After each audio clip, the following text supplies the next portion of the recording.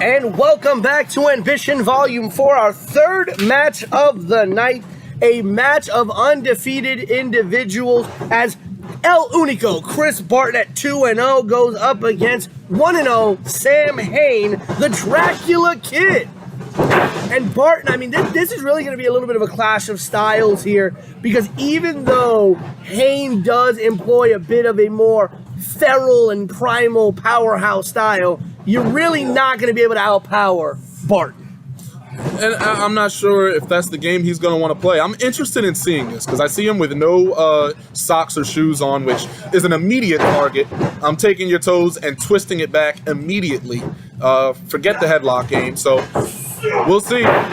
We'll see what Barton takes advantage of here. Powerful takeover here into a cover. Got a 1 count there. Well, you brought up the fact that he has no shoes. What I heard from representatives of Sam Hain, he lives in the woods, and he wants to usher in a dark age of wrestling, very much into death metal and hardcore music, a very sick and sadistic individual, and a rope break being taken away from Hain there. So let me see that. Let's see. There's no ropes in the woods, so let's see what this guy can do.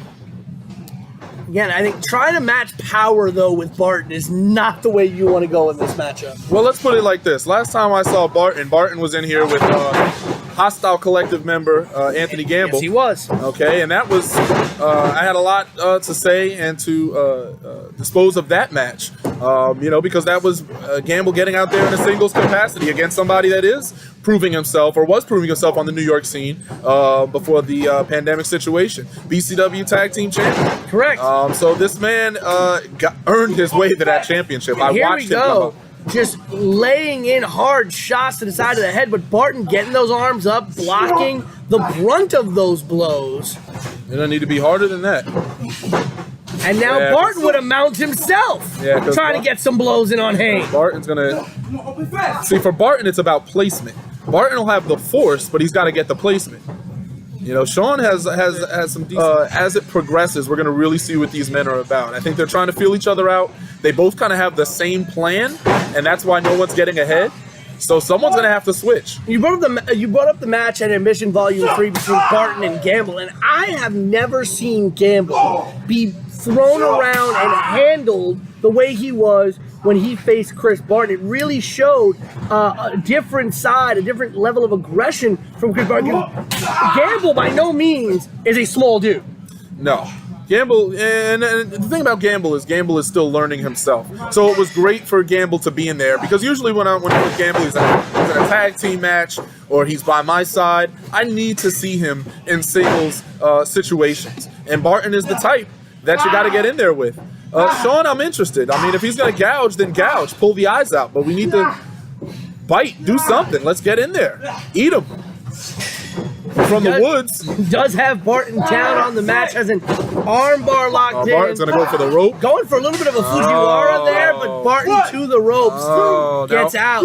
But taking advantage of the 5 count, he does have to break the hold, but taking advantage of that full 5 count was Sam Hain. So both are down a rope break. That's a 2-2 here. And Barton does love his suplexes, has gone around calling himself the modern-day suplex machine. And, well, if your arm and your rotator cuff are messed up, it's going to be hard to get a man up for some suplexes. Yeah, and that's going to be the issue there. And there's a lot of guys that want to call themselves the suplex machine, so he's going to have to really prove himself as someone that's truly different. And this may not be the match where he gets to do that, because Sean from the woods, as I'm going to call him, is placing the ball of his elbow into the back of the shoulder. And I don't know if Barton is used to have to do mustering offense without his arm. Right. I don't know if he has offense without his arm. And now bringing that knee from that elevated position right into the rotator cuff. Oh, it's a lot of rope breaks.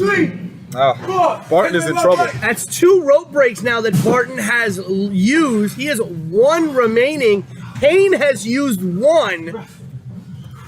I think Barton seems like he's having trouble getting feeling in his arm. Barton's not used to this. Barton's not used to getting picked apart here. I think Barton is, again, he's more accustomed, and I'm not taking away from his singles ability here, but Barton he usually gets to tag out.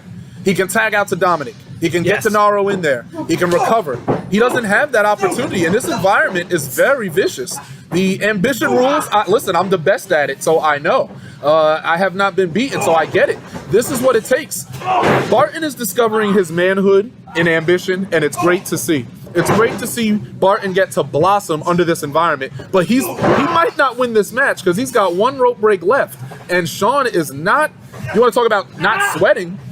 Sean has kept a well pace. Sean from the woods here. Sean Payne. All right, well he's got to land that kick, but he might not even need to. Look at Barton. This one-arm Barton right now, and you brought up a great point. The idea that Barton is primarily a tag team wrestler. He has been emerging on the singles scene, but primarily wrestles in tag team situations where if he is in trouble, he can tag out and be on the apron and get a little bit of time to recover. But he's not able to do that in this situation. And, you know, we brought up in the very beginning of this match that trying to match power for power with Barton wasn't going to work. And it seems as if Sam Hain took that to heart in the middle of the match and decided, you know what, I'm going to pick apart the areas of the body that he needs to use to generate his power. You're not going to take down the tree trunk legs of Barton, but he's attacking that rotator cuff and attacking those shoulders. Well, you know what? Who knows what you can take down? Because would you think that you could take down Barton's arm? Barton's got some pretty sizable arm. His shoulders, especially, he's high up top. That could be a bit daunting of a task to take on.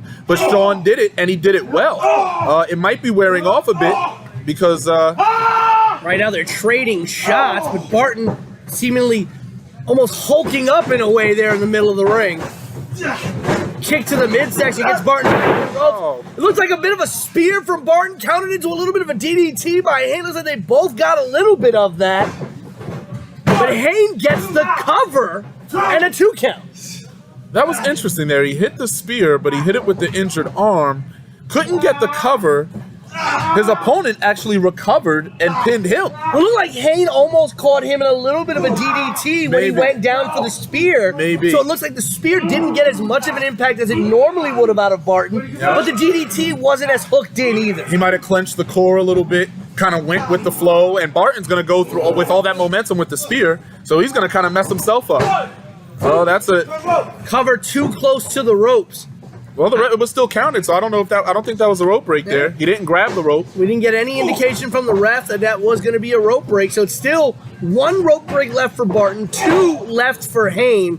And, you know, we've seen some interesting things out of Barton, but Hain looks squarely in control in this matchup, and I don't think either one of us thought that'd be the case. Well, here's my issue now is he's chopping him when the arm damage was working for him. He's bringing himself back to the first base, and that's where Barton's gonna fire up like this. And now he's hitting him. See, and Barton loves the challenge. You hate to see it. You hate to see it. Motherfucker! See? Huge suplex there. So Sean did all that work on the arm, all that work to take away the suplex. What does he do? He goes back to chopping the man in the chest, and now he's on his back from a suplex. But I do want to note, though, Darius, look at Barton. That suplex took a lot out of that arm of him. He is taking a long time to recover. Could not get a cover on that vicious suplex, which I think could have gotten him the match. Oh, absolutely. This is up to let's put it frankly. Right now, it's up to Sean if he wants to take the pace or not. Because Barton is unable to capitalize on any of his heavy offense here. And now going with kicks, one to the back of the head and a couple now to the midsection and chest. I don't think I've ever seen Barton employ kicks like that. You know, again. But smart offense, being able to change on the fly, not having the arm available. Absolutely, but this is all an opportunity.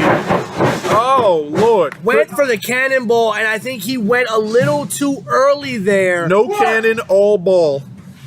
It's really what we call that there. May have wrenched his neck on that bottom turnbuckle, and that could have done more damage to that shoulder of Barton. He landed right on that injured shoulder. He landed on that shoulder, but Sean's got to remember what he came here to do. Did you come here to win, or did you come here to have a good match for YouTube? You need to put the work in. You need to win this match. And Barton is now listen. Barton is a respectable talent in New York. If Sean can get a victory over him, who knows? That can open up bookings for him. This is a serious game here. a power bomb. Beautiful. Vicious power bomb. Cover 1, 2. All right. And a kick out by Barton. Forget the legs. Get his arm. Forget the legs. Get his arm. Going for I'm telling looks you. like a bit of a lion tamer here, but he can't get it hooked and he can't roll Barton over. You hate to see it. And now Barton's going to probably suplex him. Just rolls him right over.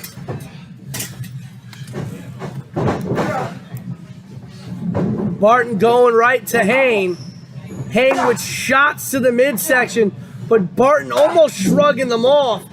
They're slowing him down, but not stopping him. Oh! He did Huge. not- He had... Okay. In life, you're presented choices, right? There are times where you do not have a say in the matter. It's frustrating. It's infuriating. I've been in there with upper echelon talent that sometimes have given me no choice. And that's exactly what happened right there. That was all power. All Barton. power. And you saw that Sean kept the core base. There's nothing he did wrong. He just got overpowered because he forgot that arm, and now he's getting suplexed. Again, a second suplex, and he landed right on the back of his neck with that suplex. Sam Hain is in a world of hurt right here. And you can tell Barton is still in pain. That arm is never recovered. If I was Sean, I would clench a double wrist lock. I would go for a cross arm breaker, a Fujiwara, anything I can. I would abandon the chops. I'd abandon the Boston Crab. I'd abandon everything he's been doing the past few minutes because it's not working. He's getting suplexed. And it's all adrenaline right now for Barton, because you know that arm, it's still tingling. You see him messing with it right after every suplex. Because Barton's hurting himself. He's landing on his shoulder on each one of these suplexes. Oh, my goodness. And another vicious suplex. I mean, what do you do? What do you do? That might be a knockout. Ref, check his pulse. Big man put little man down. He's not moving. I think he's done. I don't know what we're doing here. That's a KO. Looks like it, and that is a knockout. It was done before on 6. that suplex there. Sam Hain, I mean, all credit to him working that arm and that shoulder, but I said from the very beginning, there is no beating the power of El Unico, Chris Barton, who stays undefeated at 3-0.